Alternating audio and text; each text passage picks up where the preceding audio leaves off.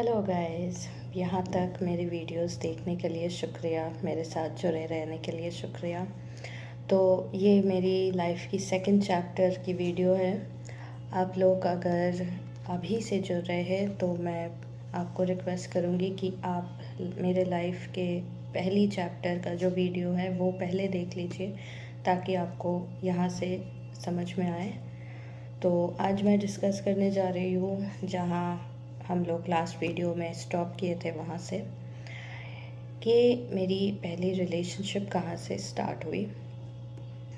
तो जैसे कि मैंने कहा कि क्लास 11 में मैंने एक इंस्टीट्यूशन ज्वाइन की थी जो लॉ एग्ज़ाम एंट्रेंस के लिए प्रिपरेशन करवाते हैं, क्योंकि मुझे ग्रेजुएशन में लॉ फील्ड चुनना था। तो वहाँ पे मेरी मम्मी को एक लड़का पसंद आया। जैसे मैंने पिछले वीडियो में उसका इंट्रोडक्शन दिया है, वो भी लॉयर फैमिली के बैकग्राउंड से है। तो अब ये लड़का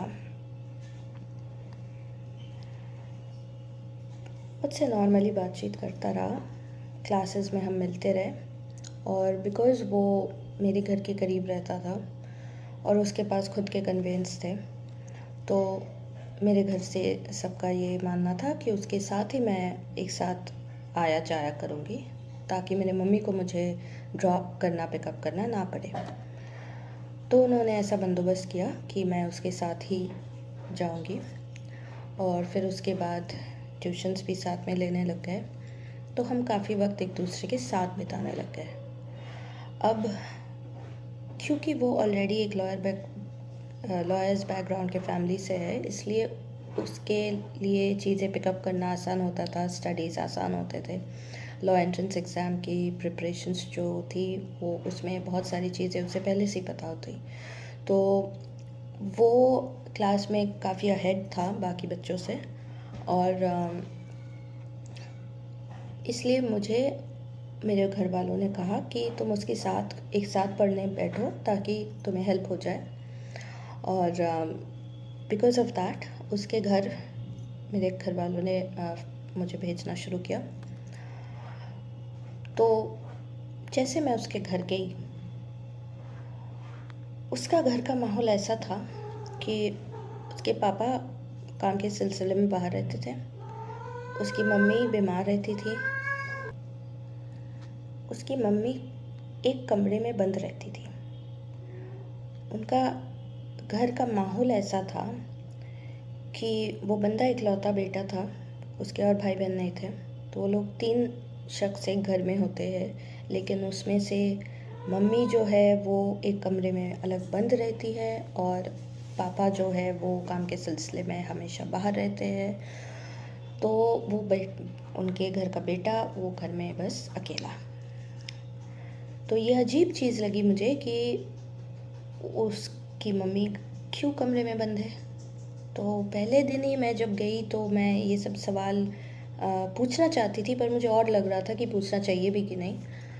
उसने बस इतना बताया कि मम्मी बीमार है इसलिए मम्मी कमरे में है, पर बाद में आगे जाके मुझे समझ में आई कि वो कभी भी कमरे से नहीं निकलती थी। तो ऐसा हालत था कि पहले दिन ही स्टार्टेड टू टच मी। जैसे ही मैं उसके साथ पढ़ाई करने बैठी, उसने मुझे पढ़ाई के बहाने मेरे करीब आना शुरू किया, मेरे बगल में बैठना शुरू किया, और फिर उसके बाद मुझे टच करना शुरू किया। पहले तो मेरा हाथ टच किया, फिर मेरे कंधे पे हाथ रखा, फिर आहिस्ता आहिस्ता और ज़्यादा क्लोज होने लग गया, और फिर उसने बुक बंद कर दी और उन्होंने कहा कि why don't we get to know each other first. पढ़ाई तो होता रहेगा, let's get to know each other. मेरी उम्र उस वक्त 17 साल की थी, तो मैं भी कहीं ना कहीं अपने हार्मोन्स के शिकार बन रही थी, राइट। मेरे भी बॉडी में अर्जेस हो रहे थे कि मैं लड़कों के करीब आऊँ। अब ये तो नॉर्मल है ना, मैं भी तो इंसान हूँ। पहले तो इनिशियली मुझे थोड़ा ऑड लगा और थोड़ा अनकंफर्टेबल लगा, तो मैंने उसको मूव करने के लिए बोला कि please stop, please move away. But वो नहीं माना, वो और ज़्यादा मुझे अपने करीब खींचता रहा और ज़्यादा मुझे अपने पास एकदम करीब बिठाने की कोशिश किया और उसने मुझे किस किया। I was trembling, I was shaking क्योंकि it was the first time any guy touched me, so I really felt very strange। कहीं हॉर्मोन्स इस चीज़ को एक्सेप्ट भी कर रहे थे, अच्छा भी लग रहा था, और कहीं किसी जगह पे एक टेंशन, एक स्ट्रेस, एक अजीब फील भी हो रही थी कि I've never been touched by a boy before, so एक नर्वस वाला फीलिंग, ऐसे वाले फीलिंग्स आ रहे थे। पर उस लड़के ने फिर और भी जगह टच करना शुरू कर दिया और मैं डर रही थी कि क्या ये सही हो रहा है कि नहीं। फिर मैंने उसको मना किया कि डोंट डू दिस, क्योंकि आई वाज गेटिंग अनकम्फर्टेबल। पर मैंने इस बारे में कभी किसी से बात नहीं की।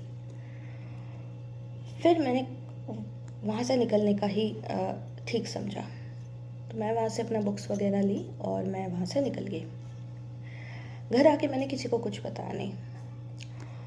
अगले दिन जब वापस से उसके साथ मुझे वहाँ इंस्टीट्यूशन जाना था, तो नॉर्मली वो जैसे आता है मुझे पिकअप करने, वो आया और मेरे घर वालों ने भी ये कहा कि चले जाओ उसके साथ। पर मैं बहुत हेजिटेंट थी, मुझे नहीं समझ में आ रहा था कि मुझे जाना चाहिए भी कि नहीं। पर तब तक मेरे घर में सब लोग उसे इतना पसंद करते थे ना कि मैं उनके खिलाफ, उस लड़के के खिलाफ घर वालों से कुछ बोल पाऊँ, मुझ में इतनी हिम्मत नहीं थी। मुझे नहीं समझ में आ रहा कि मेरे पास वो कॉन्फिडेंस नहीं थी कि मैं कुछ कह पाऊँ, मेरे घर वालों को कह सकूँ कि ये लड़का मुझे अनकंफर्टेबल फील करा सके। बट एनीबडी आउट देयर, अगर आपके साथ भी ऐसा कुछ हो रहा है कि आप कभी किसी अनकंफर्टेबल सिचुएशन में हैं, तो प्लीज़ इसको मन में छुपा के मत रखिए, बोलिए इस बारे में। किसी भी इंसान से जिससे आप क्लोज़ हैं, आप उनसे शेयर कीजिए कि आप ऐसे कुछ अगर अनकंफर्टेबल सिचुएशन में है तो please don't go ahead, stop it right there. जो हिम्मत मैं नहीं कर पाई, मुझे समझाने वाला कोई नहीं था, मैंने ये हिम्मत जुटा पाई, तो मेरे साथ ये ज़बरदस्ती होता रहा। और सिर्फ वहाँ नहीं, ये चीज़ मेरे साथ दूसरे ट्यूशन क्लास में भी होती थी। मैं एक जगह इंग्लिश ट्यूशन के लिए जाती थी, वहाँ पे ये लड़का नहीं होता था। वो इंग्लिश ट्यूशन मेरे फैमिली फ्रेंड अंकल के घर पे था। मेरे मम्मी के दोस्त है, मेरे पापा के दोस्त है, वो हमारे नेबर है प्लस फैमिली फ्रेंड है। वो एक स्कूल में टीचर थे इंग्लिश के, तो मेरे घर वालों ने मुझे उनके पास ट्यूशन के लिए लगा दिया था।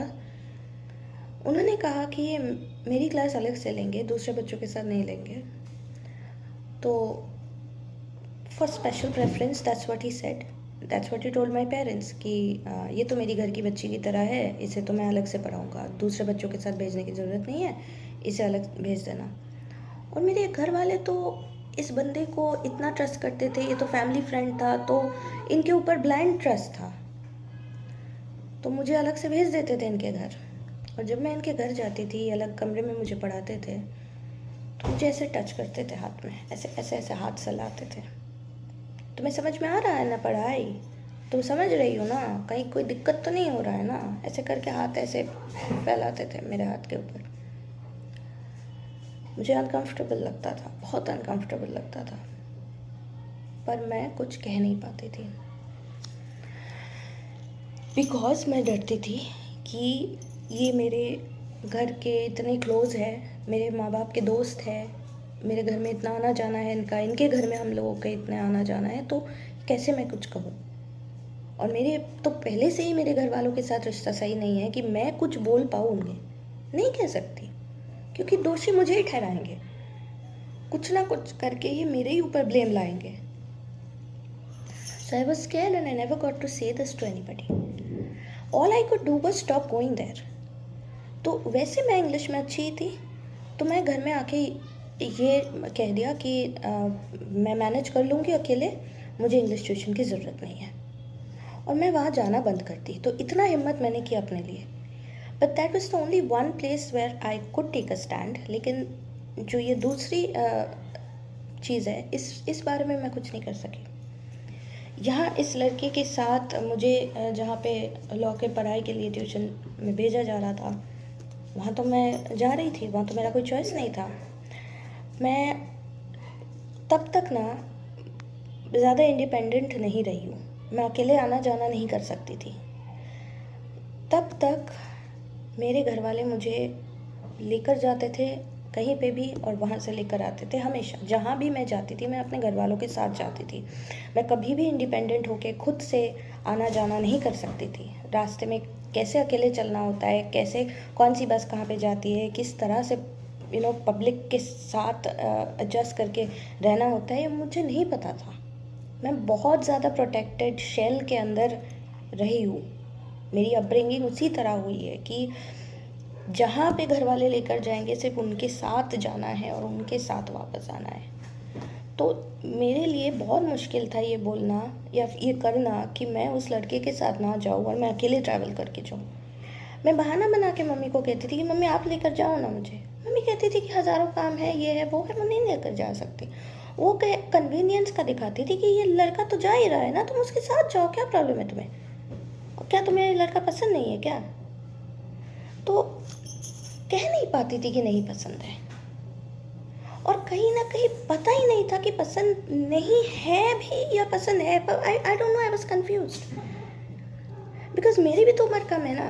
अगर मुझे भी कोई इस तरह अटेंशन दे रहा है, मेरे बॉडी को इस तरह छू रहा है, तो कहीं ना कहीं आदत पड़ रही थी उस छुअन की, कहीं ना कहीं आदत पड़ रही थी उस चीज़ को डेली बेसिस में फील करने का, and I was kind of habituated to it.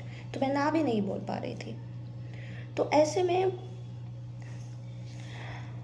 He tried to be close to me quite a lot. हम लोग ट्यूशन क्लासेस आधा समय जाते ही नहीं थे, इंस्टीट्यूशन जाते ही नहीं थे, और वो मुझे घुमाने ले जाता था कहीं इधर कहीं उधर, इम्प्रेस करने की कोशिश करता था। तो इस तरह से शुरू एक रिलेशनशिप की हुई। मेरे घर में मुझसे ये कहा गया था कि this boy is fixed for you, तुम्हारी शादी इसी से होगी, तुम दूसरे लड़कों के साथ मिक्स नहीं करोगी। तो वो जो जगह होता है ना ये चुनने का कि ये लड़का मुझे पसंद है भी कि नहीं, कि मैं दूसरे लड़के देखूँ या क्या करूँ, वो चॉइस ही नहीं था, वो ऑप्शन ही नहीं था। पहले से ही बोल दिया गया था मेरे घर से कि इस लड़के के अलावा तुम किसी और के साथ मिक्स नहीं करोगी, ठीक है ना। तो और पिछले वीडियो में आपने देखी है कि किस तरह से मैं कंट्रोल्ड एनवायरनमेंट में रही हूँ। तो मेरे अंदर वो बात ही नहीं थी कि मैं बगावत करूँ या मैं अपना खुद का दिमाग इस्तेमाल कर सकूँ। आई was totally dependent and totally controlled by my family, और मैं इतनी ही ज़्यादा फरमाबरदार थी कि वो मुझसे कह दिए कि इस लड़के के अलावा कोई नहीं, तो सच में इस लड़के के अलावा कोई नहीं। मैंने अपना फ्रेम ऑफ माइंड उसी तरह बना लिया था कि मुझे इसी के साथ शादी करनी है। तो मैं अपने आप को एक तरीके से सौंप चुकी थी उससे, ठीक है। वो जैसा चाहता था मेरे साथ करता था, मैं ना नहीं बोल पाती थी। और मेरे घर से मुझे यही सिखाया जाता था कि औरतें ऐसी ही होती है, उनकी शादी जिससे होती है वो मर्द, उनके लाइफ में सब कुछ होता है, और वो मर्द उस औरत को पूरी तरह से कंट्रोल कर सकता है। उस औरत का जो भी उसका लगाम उस लड़के के हाथ में है। That's the kind of upbringing I had got. तो मेरे लिए ना बोलने का कोई ऑप्शन नहीं था, एंड मैं बहती गई उस रिलेशनशिप में। तो एक ऐसा समय आया जब उस लड़के ने मुझसे कहा कि he wants to totally do everything. I was just 18. उससे पहले मैंने कुछ करने का उसे परमिशन नहीं दिया। मैं टालती रही। वो जब भी कुछ ज़्यादा करने की कोशिश करता था मैं ना बोलती थी, और किसी ना किसी तरह से ये चीज़ रोकने की कोशिश करती थी। और उसे भी पता था कि नाबालिग हो तो वो कुछ ट्राई नहीं कर सकेगा, because he was after all from a lawyer's family, he knows all the rules. तो he is playing it very safe, ठीक है ना। वो जब भी कुछ करता था ना, he used to, whenever he was close to me, वो मेरे ब्रेन में इस तरह से एक पहले से ब्रेन वॉश करके रखता था कि वो मुझे कहता था, तुम्हें बुरा तो नहीं लग रहा है ना, तुम कंफर्टेबल तो हो ना, तुम्हें अच्छा लग रहा है ना, मैं ऐसे करूँ तुम्हें अच्छा लगेगा, वैसे करूँ तुम्हें अच्छा लगेगा। और मैं भोली सी, डरी सहमी सी, मैं हमेशा कहती थी कि हाँ ठीक है, हाँ ठीक है, नहीं मुझे बुरा नहीं लग रहा है। So he was always trying to get a consent from my side, ताकि आगे जाके कभी वो प्रॉब्लम में ना पड़ जाए। वो बहुत स्मार्ट था, बहुत उसको ये सब चीज़ें पता था कि लड़की के मर्ज़ी के ख़िलाफ़ नहीं कर सकते कुछ। तो कहीं ना कहीं किसी तरह से मुझसे ये बुलवा लेता था कि I am okay even if I am not okay. तो ऐसा था कि कभी कुछ, जैसे कि मुझे कुछ गिफ्ट्स दिया या मुझे कहीं घुमाने ले गया, डिनर शिनर करवाया, कुछ रेस्टोरेंट्स अच्छे वाले, शॉपिंग वगैरह कुछ भी करवाया, और फिर वो अपना कुछ बदले में लेना चाहता था। He used to put it like that कि तुम्हें मज़ा आया ना आज, तुम्हें अच्छा लगा ना आज, तुम जो शॉपिंग मैंने करवाया तुमको अच्छा लगा ना, तुम्हें और कुछ चाहिए तो नहीं ना। सो ऑलवेज यूज्ड टू से सच थिंग्स टू मी। अब if I refer back to my childhood, I was never given things that I wanted. मैं कैसी बचपन गुजारी हूँ कि हमेशा मुझे बजट में रहना सिखाया गया कि एक से अधिक चीज़ तुम्हें नहीं मिल सकती। जो दिया गया है पहले उस चीज़ को पूरी तरह से इस्तेमाल करो, वो ख़त्म हो गई तभी नेक्स्ट चीज़ मिलेगी, वरना नहीं। स्कूल में प्रॉब्लम्स होती थी कि मैं कभी अपना क्रेयॉन वगैरह ये सब शेयर नहीं कर सकती थी, क्योंकि ख़त्म हो जाएगा तो घर में डांट पड़ेगी। ऐसा होता था कि बाकी बच्चे इजीली अपने सारे कलर्स, क्रेयॉन्स वगैरह शेयर कर रहे हैं, पर मैं नहीं कर सकती। मैं हमेशा कहती थी नहीं मेरा वाला मत लो। लोग मुझे सोचते थे कि मैं सेल्फिश हूँ। उन बच्चों को लगता था कि मैं सेल्फिश हूँ, वो मेरे साथ दोस्ती नहीं रखते थे। पर मुझे मालूम है कि मैं क्यों कहती थी कि मेरा वाला क्रेयॉन मत लो, मेरा वाला कलर्स मत लो। क्यों कहती थी? क्योंकि ये ख़त्म हो जाएगा तो मुझे घर में डांट पड़ेगी कि कैसे इतना जल्दी ख़त्म हो गया, तुम्हें और नहीं मिलेगा। That was the kind of childhood I had lived with. तो मुझे तो कभी कोई चीज़ मिलती नहीं थी। अब ऐसे में वो लड़का मुझे शॉपिंग करवा रहा है, क्या चाहिए बोलो, ये खरीद के देता हूँ, वो खरीद के दे रहा हूँ। That was a overwhelming thing for me naturally. तो I was becoming indebted to him. अब at the end of the day वो मुझे हक कर रहा है, कुछ कर रहा है, तो मुझे लग रहा था कि आई ओ इट टू हिम, ठीक है ना।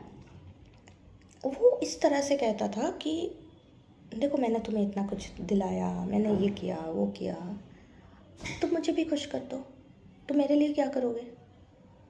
तो तब I was so innocent that I used to give in to that and I used to fall for it. So बदले में वो मेरे साथ फिजिकल होने की कोशिश करता था। He wanted to touch me, he wanted to kiss me, और मैं ना नहीं बोल पाती थी। वो करता रहा मेरे साथ ये सब। पर जब मैं 18 की हुई तब उसका एक कदम और बढ़ गया। Then he wanted to have sex with me.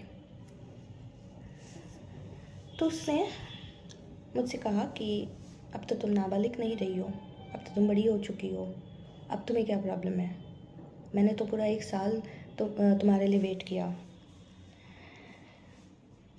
One thing he told me, जिसके लिए सबसे ज़्यादा I hate him, he said कि कभी ना कभी तो तुम्हें करना ही है ना, मेरे साथ तो शादी होनी ही है तुम्हारी,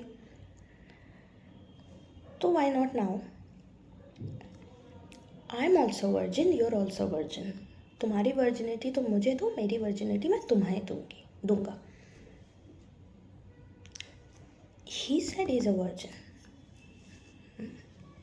बाद में मुझे पता चला ही इज़ नॉट। जस्ट मुझे इस चीज़ के लिए कन्विंस करना था, इसलिए उसने ऐसा कहा।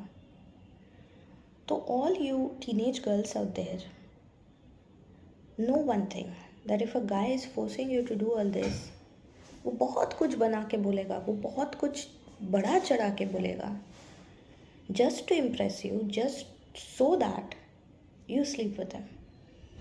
उसे मज़ा आ जाएगा, बस दैट्स इट।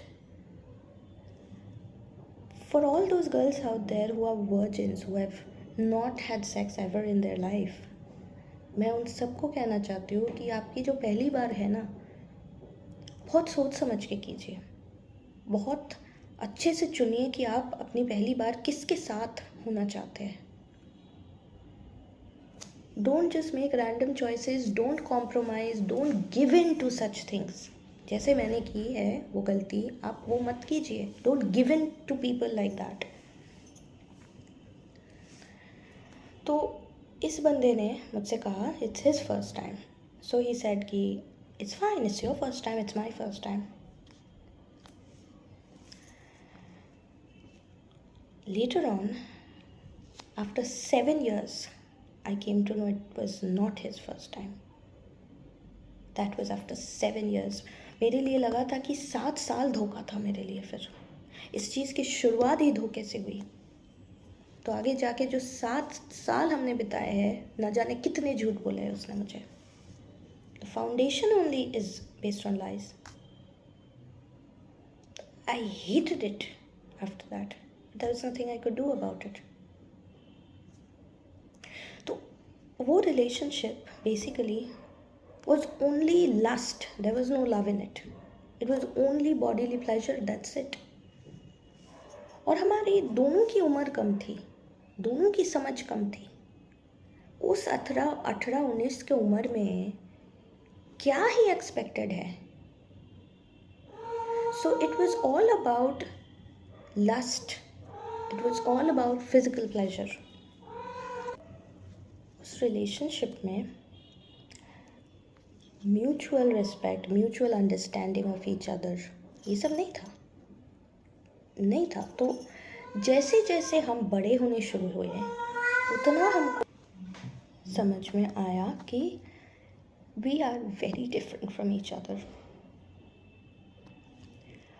सालों साल बीतते रह गए, हम एक साथ कॉलेज जाने शुरू हो गए। वो एंट्रेंस एग्ज़ाम का ट्यूशन हमारा ख़त्म हुआ, हम दोनों एंट्रेंस एग्ज़ाम दिए, फिर हमें कॉलेजेस में चांस मिल गए, हम कॉलेज ज्वाइन कर लिए, वहाँ ट्यूशन जाने शुरू कर दिए, सब कुछ एक साथ। We were together for 7 years in total. उस 7 years के दौरान पहले ही 2-3 साल में मुझे समझ में आ चुकी थी दैट ये लड़का मेरे जैसा नहीं है, मैं बहुत अलग हूँ इससे, मेरी चॉइसेस इसके साथ मैच नहीं करती है। I kept on wanting to come out of that relationship. मैंने उसे बहुत बार बोला कि हम दोनों का बन नहीं रहा है, पर वो फॉर वॉट एवर रीजन्स, शायद for physical needs, didn't leave me, he was with me. मेरे घर वालों के सामने वो बहुत अच्छा पेश आता था। मेरे घर वालों के लिए वॉज द आइडियल जमाई, ठीक है ना, इससे अच्छा दामाद तो मिल ही नहीं सकता है। इसलिए जब भी मैं बोलने की कोशिश करती थी कि मेरा इससे बन नहीं रहा है, मेरे घर वाले कभी भी मुझे सपोर्ट नहीं करते थे, कभी भी नहीं। They used to be so harsh on me, so rough on me. मुझे सजने संवरने का शौक़ था, तो मैं अगर मेकअप लगाती थी, पता है मेरी मम्मी क्या बोलती थी? मेरी मम्मी कहती थी तुम्हें मेकअप लगाने की इतनी शौक़ है तो काली घाट में जाके खड़ी क्यों नहीं हो जाती, ब्रिज पे जाके खड़ी क्यों नहीं हो जाती? आपको मालूम है उस चीज़ का मतलब क्या है? इट्स लाइक अगर किसी बॉम्बे के इंसान को कहा जाए कि कमाटीपुरा पे खड़े हो जाओ, मतलब वही है। हमारे यहाँ पे इस शहर में काली घाट का एक एरिया है, वहाँ एक ब्रिज है, उस ब्रिज पे कुछ सेक्स वर्कर्स खड़े रहते हैं, प्रोस्टिट्यूशन चलती है। ये एक फेमस जगह है यहाँ, बदनाम गली जिसे कहते हैं। तो can you believe my mother used to say that to me. जब भी मैं मेकअप करती थी, सज संवरती थी, तो मेरी मम्मी कहती थी कि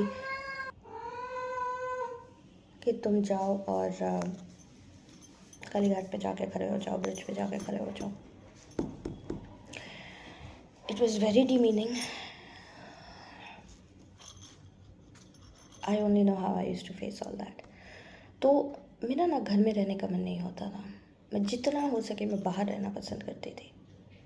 तो बाहर मतलब मुझे परमिशन मिलता था सिर्फ इस लड़के के साथ बाहर घूमने का, वरना मुझे परमिशन नहीं मिलती थी कहीं और जाने का, कोई और दोस्त बनाने का, अकेले घूमने का कोई परमिशन नहीं था।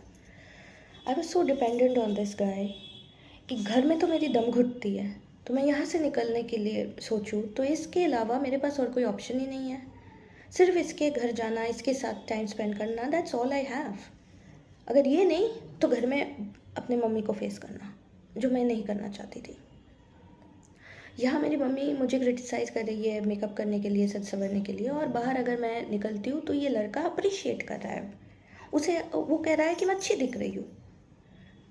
तो naturally I will be inclined towards this relationship, and naturally it was like मैं क्या करती, मेरे पास चॉइस नहीं था निकलने का। कहीं ना कहीं लग रहा था कि बस यही तो है जो है, पसंद आए ना आए फिर भी यही तो है, और तो कुछ है ही नहीं मेरे पास। मुझे कभी लगा ही नहीं कि और कुछ हो भी सकता है। So I was sort of trapped.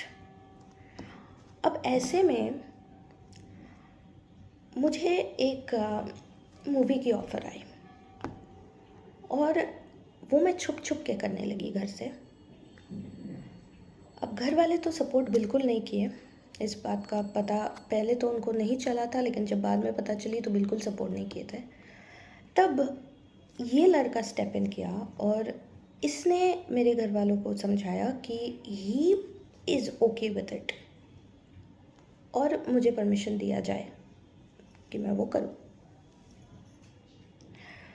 मेरे घर वालों के आंखों में ये लड़का और ज़्यादा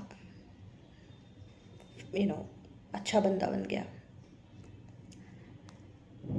But I knew that he's doing all this to impress my family. At the end of the day, all he wants is that मैं उसे छोड़ के ना जाऊँ। और उसमें कोई प्यार मोहब्बत नहीं था मेरे लिए। It was all physical need. He only wanted me as a sex toy. That's what he wanted me to be for him.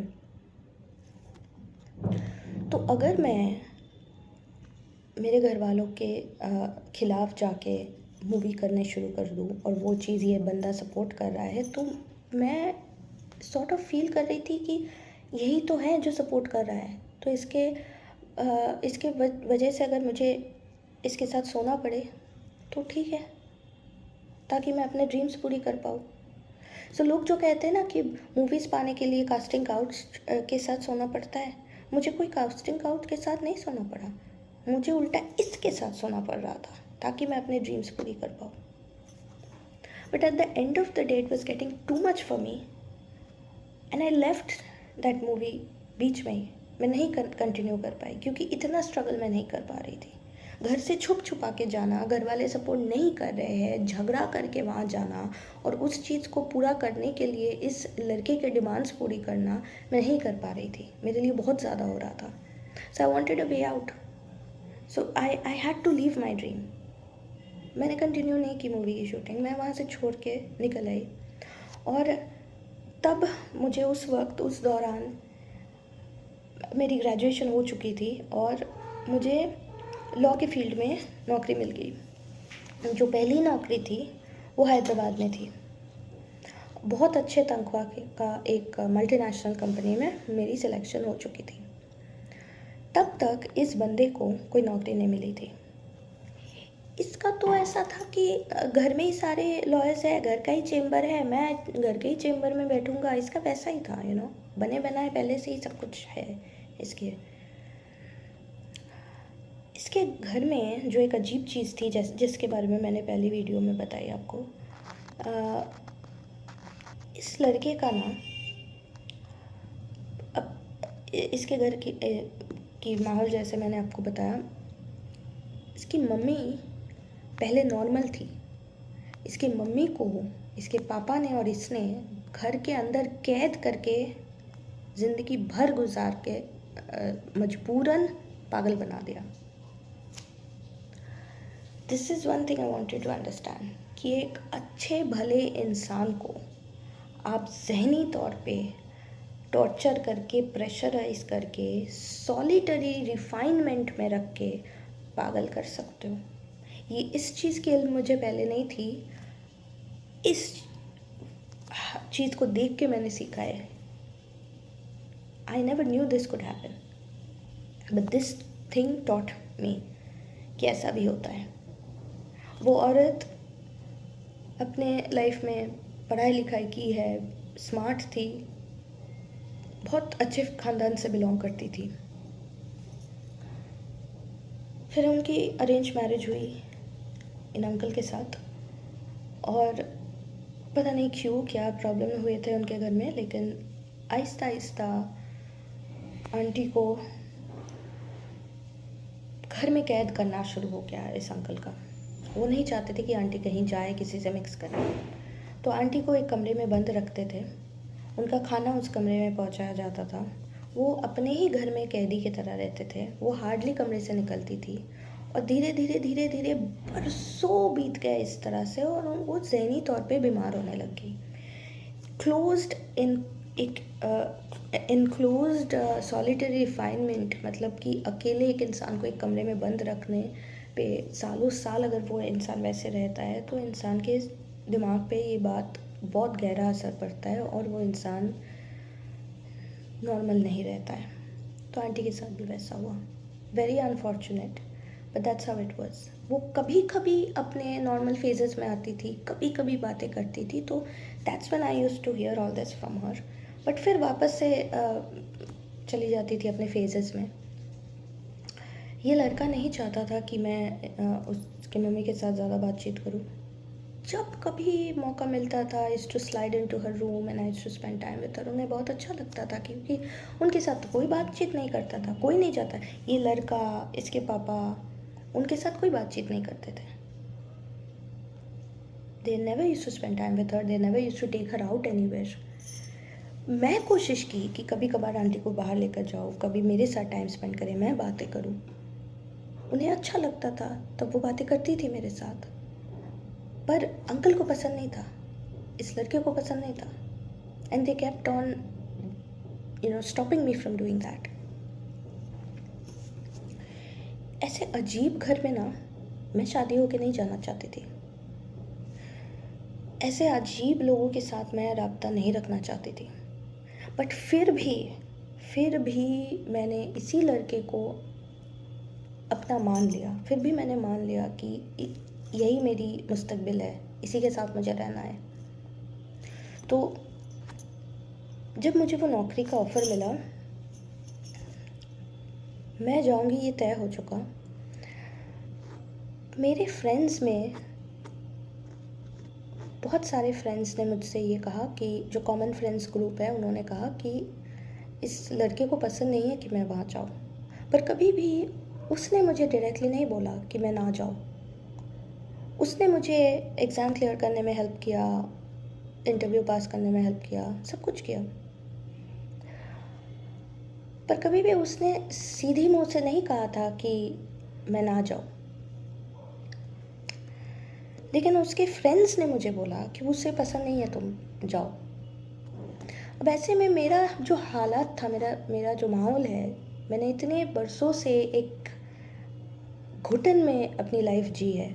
मुझे अपने फैमिली से दूर जाना था, प्लस मुझे इसकी फैमिली से भी दूर जाना था इस टॉक्सिक सिचुएशन से। सो आई वांटेड माय इंडिपेंडेंस। मुझे जाना था बाहर, और स्पेशली जब मुझे इतनी अच्छी नौकरी मिली है तो मैं क्यों ना जाऊँ। अब तब तक इस रिश्ते का 7 साल गुजर चुका है, 7 साल। तो 7 साल तक हमारी शादी नहीं हुई। दैट इज़ बिकॉज इस लड़के ने कभी भी शादी का कमिटमेंट नहीं दिया। मेरे घर वालों ने इससे बहुत बात की कि शादी का क्या सोच रहे हो, कब कर रहे हो। हमेशा टलाता गया, हाँ बाद में करेंगे जब 1 साल 2 साल बाद करेंगे। Time used to keep on going ahead, but he never gave the commitment. उसको कभी नहीं करना था। अब जब 7 साल बीत चुके हैं, I had to take a stand. And I told him that one of us needs to, take the stand. I will make a call. मुझे वहाँ जाना है, मैं नौकरी करूँगी. I will have a fixed income. Now you need to get married. क्योंकि तब तक वो कहता था मेरे पास फिक्स्ड इनकम नहीं है, मैं तो अभी अभी जॉब स्टार्ट करूँगा, मैं तो अभी भी जॉब स्टार्ट नहीं किया हूँ, मुझे तो वक्त लगेगा. सब इसलिए मैं और कितना ही वेट करूँ. It's 7 years already. When will you get settled? When will you marry? वो कमिटमेंट नहीं दे रहा था. But I sat with his family and I told them that I am going to Hyderabad. मुझे नौकरी मिल गई है. What do you plan about this? About us, this relationship? तो उन्होंने कहा मुझसे, उस लड़के के फादर ने खुद मुझसे कहा कि तुम जाओ, जाके तुम उसके लिए भी वहाँ पे नौकरी देखो, उसके लिए इंटरव्यू अरेंज करो, हम यहाँ से उसे भेज देंगे. और अगर इंशाल्लाह उसका वहाँ पे काम हो जाता है, वहाँ उसके नौकरी मिल जाते हैं, तो तुम दोनों वहाँ रहना शुरू कर दो, तुम दोनों रजिस्ट्रेशन कर लो और सोशल मैरिज हम बाद में यहाँ करेंगे. उन्होंने मुझे फिक्स डेट भी बता दिया कि कब तक ये लड़का वहाँ जा सकता है, कब तक मैं वहाँ उसके लिए कुछ अरेंज कर दूँ. सारी बातचीत हो गई. फिर मैं वहाँ जाने से पहले एक फेयरवेल पार्टी की थी, अपने सारे दोस्तों को बुलाई थी. अब दोस्तों में से सिर्फ एक बंदा था जिसने मुझसे कहा कि ये सब मत सोचो कि उसे पसंद है नहीं है. If you are getting a big opportunity in life, go for it. Be selfish, go for it. तो बस एक ही था जिसने मुझे सपोर्ट किया.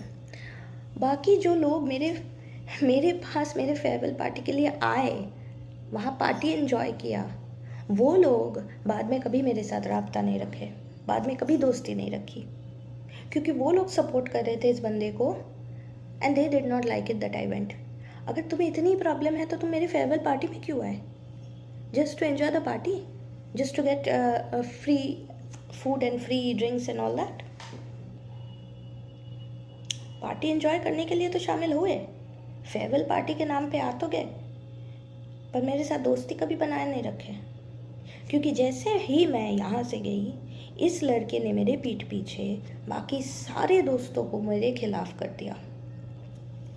कोई मेरे साथ दोस्ती नहीं रखी.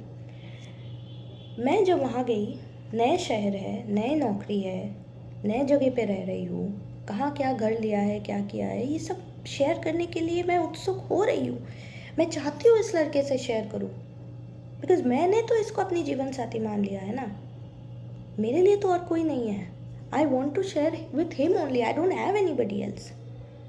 तो मैं वहाँ पहुँच के मैं कितनी कोशिश कर रही हूँ उससे बात करने की, कितना कुछ शेयर करने की कोशिश कर रही हूँ, but he is never showing any interest.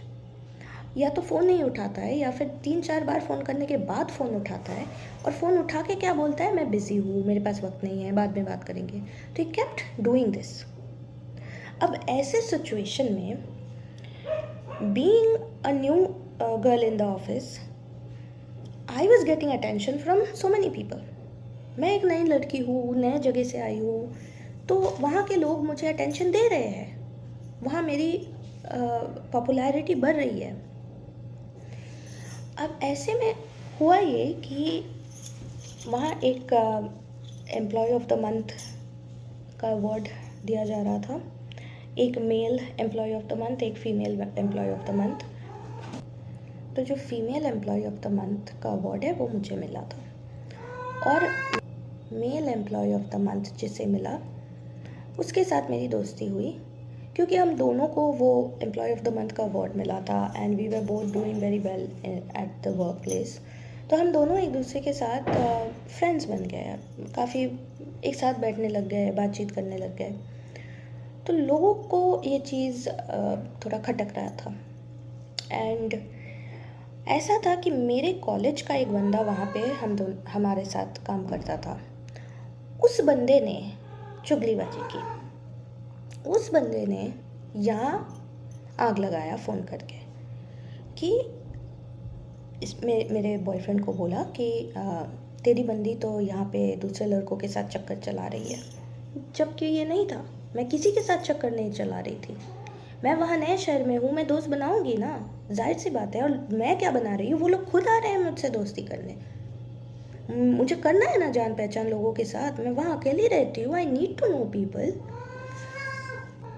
तो जैसे मैं वहाँ दोस्त बना रही हूँ, वो चीज़ यहाँ पे दर्शाया जा रहा है इस तरह से, वहाँ से खबर यहाँ पहुँचाया जा रहा है कि मैं गुलछरिया उड़ा रही हूँ दूसरे लड़कों के साथ। और यहाँ बैठे बैठे वो बंदा जिसने मुझे 7 साल देखा है, जिसको पता है मैं कैसी हूँ, उसने मुझ पे बिलीव करने के बजाय उस लड़के पे बिलीव कर लिया, जो हमारा कॉलेज का बंदा वहाँ नौकरी करता था, जिसने यहाँ आग लगाया। उसकी बातों पे वो आ गया, मेरा बॉयफ्रेंड। उसको लगने लगा कि हाँ मैं सच में वहाँ पे चीट कर रही हूँ उस पर, जबकि ये बात बिल्कुल भी सच नहीं था। इनफैक्ट मैं वहाँ, मेरे जितने भी कोलीग्स थे उन सबको मेरे बॉयफ्रेंड के बारे में बता चुकी थी। उन सबको पता था कि मैं कमिटेड रिलेशनशिप में हूँ। मैंने उस ऑफिस से मेरे बॉयफ्रेंड के लिए इंटरव्यू तक जुगाड़ किया। उसके लिए भी नौकरी मैंने वहाँ पे सिफारिश की थी, पर वो वहाँ इंटरव्यू के लिए आया ही नहीं। यहाँ उसके घर वालों के साथ बात पहले से हो चुकी थी कि इंटरव्यू मैं जुगाड़ करूँगी तो वो जाएगा वहाँ इंटरव्यू देने, वो बात करेगा उस कंपनी में। उसने बात नहीं की। मेरी कितनी फेस लॉस हुई वहाँ पे कि मैंने इस लड़के के लिए वहाँ पे इंटरव्यू जुगाड़ा और ये लड़का कभी वहाँ पे टर्न अप ही नहीं हुआ, इंटरव्यू दिया ही नहीं। ऊपर से मुझे शक करने लग गया कि मैं लड़कों के साथ क्या नहीं कर रही हूँ। All of that was so toxic. उसके बावजूद भी मैं इस रिलेशनशिप को बनाए रखने के लिए मैंने सोचा कि चलो, जो मुझे पहले से कहा गया था कि ऐसे महीने में वो लड़का वहाँ आएगा, तो उस महीने के टाइम पे मैंने सोचा कि चलो हम रजिस्ट्रेशन करेंगे, अभी हम शादी करेंगे, एक साथ रहेंगे, तो अब बड़ा घर लेना है। तो मैंने उससे ये बात भी की कि तुम आ रहे हो ना, हम घर देख रहे हैं। उसने हर बात पे हाँ बोल दिया कि हाँ ठीक है। मैं उस ज़माने में 80,000 रुपये खर्चा की, 80,000। 10 years back, that was a very big amount, very big amount. किसी तरह इतने पैसों का जुगाड़ करके मैं वहाँ बड़ा घर लिया, फर्नीचर खरीदी, बहुत सारा सेटअप किया, just thinking that I will be staying there with my husband. I will get married and will stay there. जब ये सब कुछ तैयार हो गया, जब सब कुछ मैंने अरेंज कर ली और मैंने इस बंदे को बोला कि अब सब सेट है, अब तो आ जाओ, अब तो रजिस्ट्रेशन के बारे में हम लोग बात करें, सब फिक्स करते हैं, तब उसने बोला ना, I am not gonna come, no I change my mind, it's not suiting me, I can't carry on, मुझे वहाँ नहीं जाना है, मुझे यहाँ रह के प्रैक्टिस करना है, तुम यहाँ आ जाओ। That was it. That was the final moment when I had to decide for myself. चाहे मेरे घर वाले सपोर्ट करें चाहे ना करें, I had to take that decision of calling it off.